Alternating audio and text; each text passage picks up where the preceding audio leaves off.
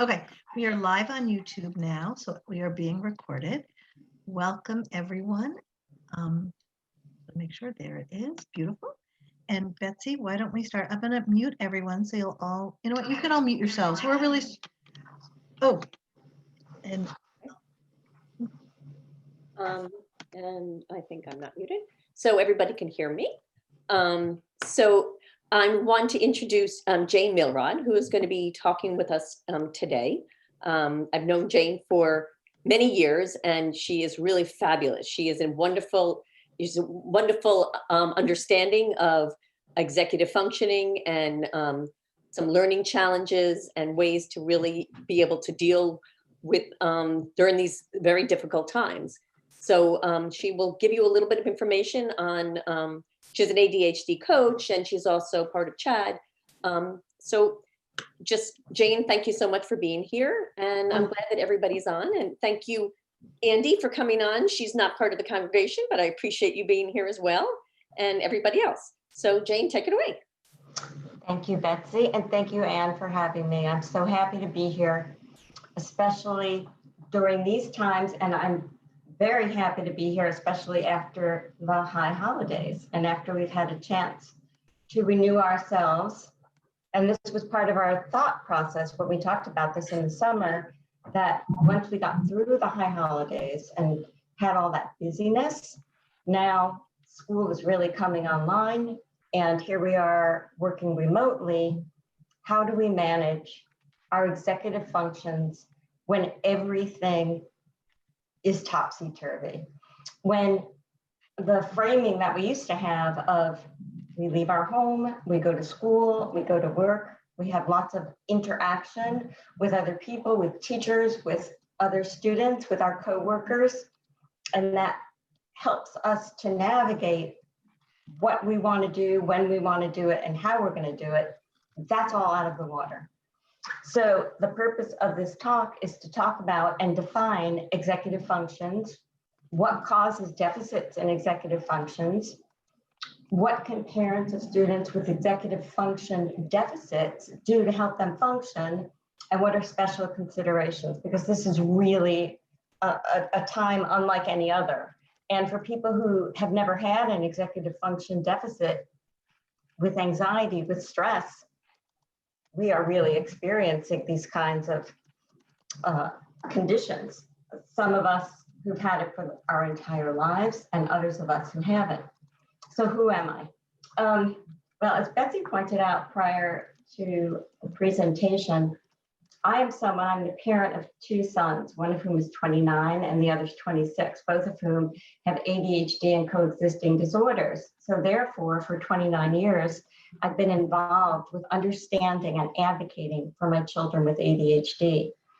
They reached a point within my advocacy of them. By the time it was 2006, I was able to devote time to the community. And what I did was I founded CHAD, which is Children and Adults with Attention Deficit Hyperactivity Disorder, for the Princeton-Mercer County area, and simultaneously trained to be a parent-to-parent teacher, and have taught it for the last 14 years. In addition to that, I also went back to school. I took every single class that exists at Princeton University in neuroscience psychology, and gained the highest level of training for an ADHD, and have had a practice for greater than 10 years, where I serve high school, college, graduate students, medical students as well, and ADHD adults who are facing challenges with their career and just life. So, that's where I come from in terms of my skill set. So now the definition, and we're going to say it's going to sound very clinical, but we're going to go into it in depth. What are executive functions? They exist in the brain. They are skills that are required for humans to effectively perform tasks and solve problems.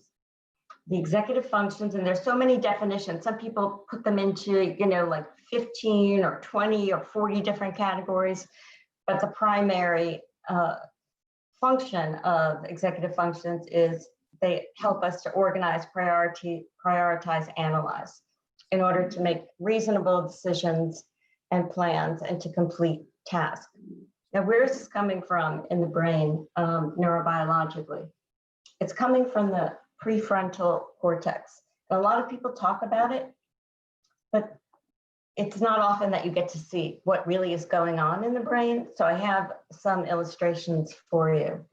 By the way, Russell Barkley is one of our leading scientists in the field of ADHD and has done so much work to bring the real impairment that exists at the foundation of ADHD to the public domain, and has helped us gain a lot of legislative support and protection through his work. So he's very involved with the network, self-regulation, and ADHD, and really teaching all of us about this condition. Because you don't often think about self-regulation, but it's, again, at the core of what exists within ADHD is a deficit in self-regulation of time, of mood, of sequencing, and of behavior, right? So here's a very formal definition from Russell Barkley, but it really is so foundational. And he has done some interesting studies on self-regulation in the field of self-talk. You know how when a child is growing and they go to giving themselves direction, they say them out loud when they're 2, when they're 3. Well, for an ADHD child, what he has found out is that the sub-vocalization takes longer to come on board, so that the ADHD child, even in the form of self-talk, is delayed. And so again, it's showing, you know, we can't always take pictures of the brain to figure out what's going on. You can tell what's going on in the brain based on behavior, but it is interesting to see. So here is going to be an illustration of the ADHD executive function connection. And so if you're looking at the brain, this is the front of your brain, right? That's the part of your brain that tells the rest of your brain what to do. And it is the prefrontal cortex. And it's top-down guidance of attention and thought, and inhibition of other things, right? So it's like the do and the do not, that's all from the prefrontal cortex, very important. And it sort of speaks to all the other parts of your brain. This is a PET scan. It was one of the foundational findings in 1991 by Alan Zemetkin. And it really gives you a picture of the difference between a neurotypical brain and an ADHD brain. And here's the difference. In a PET scan, when you, this was in a concentration task, if it's red, if it's purple, if it's orange, that brain is alive, is awake, is paying attention. All the different parts of the brain are talking to each other. Now on the right is the ADHD brain in that same attention task. And so you see diminished arousal, decreased blood flow, right? So this was a very, you know, for people who denied ADHD, this was a very seminal finding and a very important finding. But here's where there comes more of a general application to people in a time of coronavirus and COVID, because here's the critical role of emotions in executive function.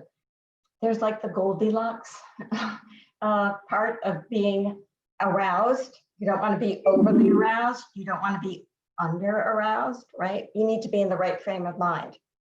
But what happens if you're anxious or you're afraid or you have stress? This is what's going on now. Sadness and grief can also be a barrier to functioning. Yes, you know, to refashion it, you can pay attention and be an emotional detective. We'll get to that. But I want to show you this illustration, and I can make it a little bit larger.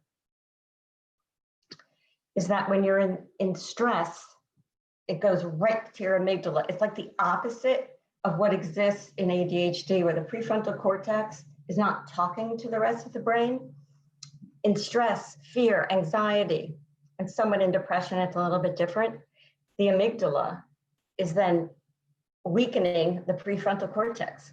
So it's from a different mechanism neurobiologically, but it's the same effect. It's a weakening of the executive function system. And it's a very important factor to look at so that we move beyond ADHD as the only culpable actor in what happens.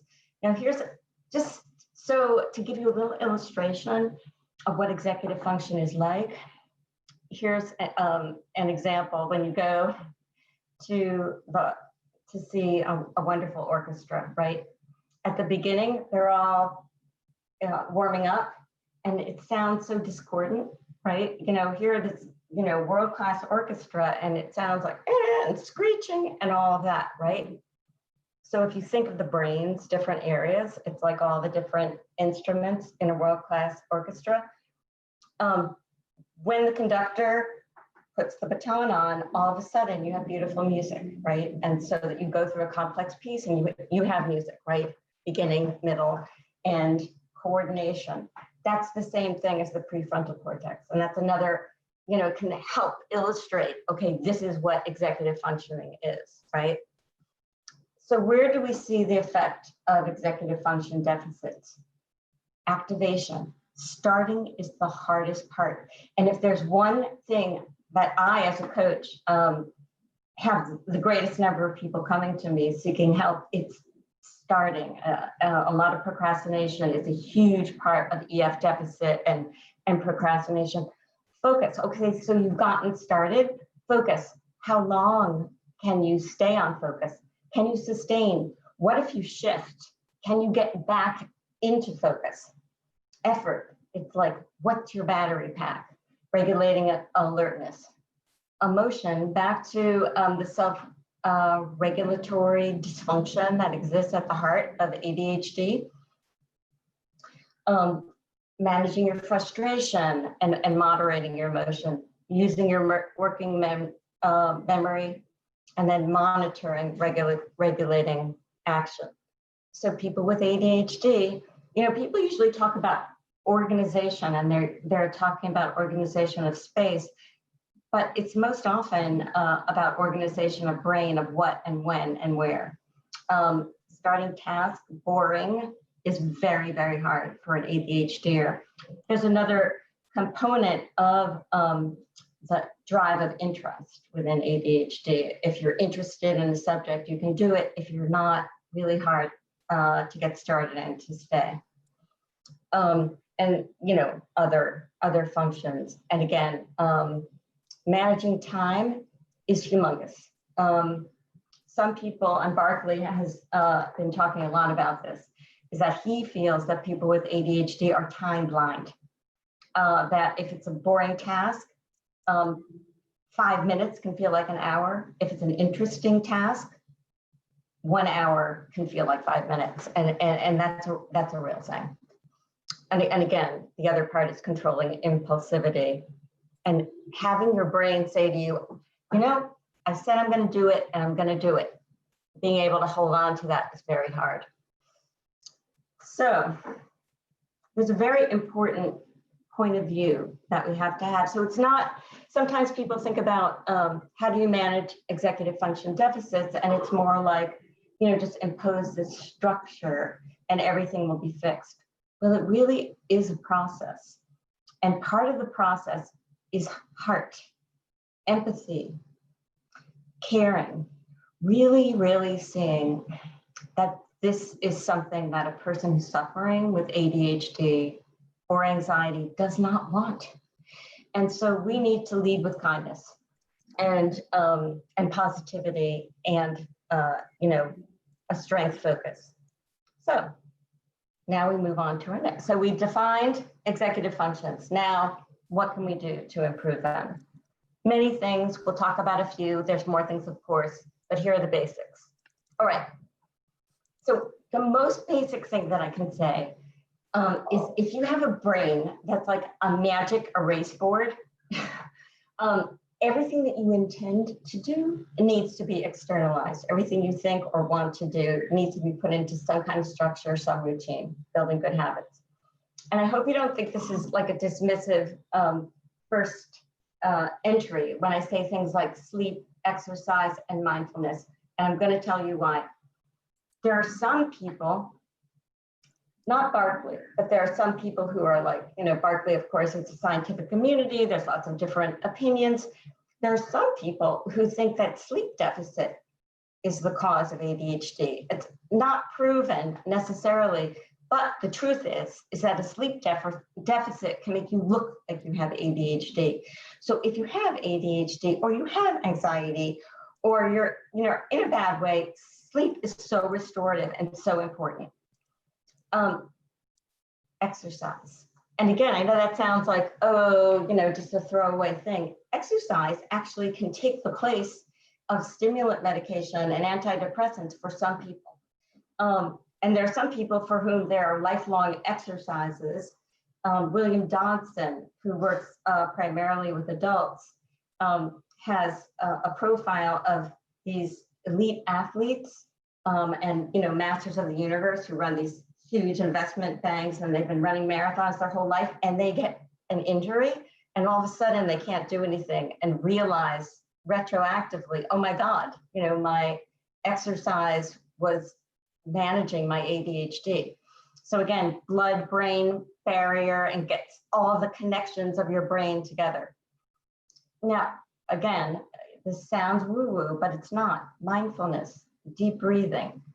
If you look at self-regulation and being in the moment and doing one thing at a time and having a sequence and then being able to move on to the next thing, if you're able to get involved with mindfulness, which can be as short as 1 minute of paying attention to your breath, huge. Vitamin D, medication, and then vitamin C, which is connection, buddies, friends, professionals. We say one thing when we talk about ADHD and thriving with ADHD, which is never suffer alone, and vitamin C of connection. So John Rady, who's the co-author with Edward Hallowell of the most fantastic book called Delivered from Distraction, he has actually gone very deep into the study of exercise effect on executive function. And it really has a great effect. In fact, today on WHYY Radio Times, the physical health reporter for the New York Times was on talking about microdosing with exercise as a way to keep you alert, attentive, and it can be an accumulative level as effective as doing 30 minutes at a time. So back to understanding what the deficits are and what to do about them.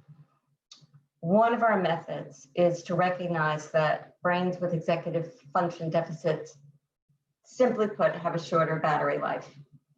And so for this, you schedule frequent breaks. One of the methodologies we use is the Pomodoro technique, and I don't know if you've heard of it, but it comes from the following.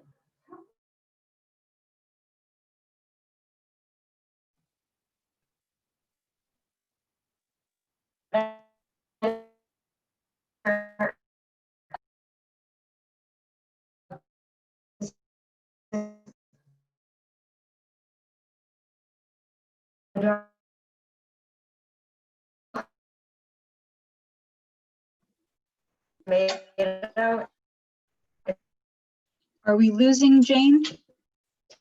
I believe Jane is having connectivity issues. Procrastination. Okay. Are you guys back? Jane, are you there? Sorry about that. Yeah, I'm here. Sorry about that. Welcome to the internet. I'm so sorry. I'm so sorry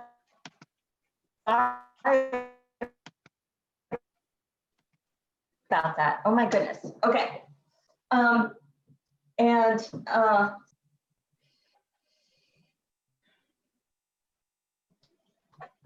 no. Can you guys hear me? We can hear you, Jane. Your video is choppy. You might want to try turning off your camera for a few minutes and just talking if possible. Then you can put it back on when your internet bandwidth comes back. Do you think I should turn off?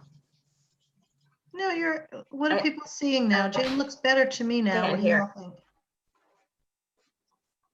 No, they're all Yeah. here. Everyone's here. Is Jane looking better? I think She she froze froze up again. for a little bit, but Jane froze again. All right, let me. yeah. Everyone see me?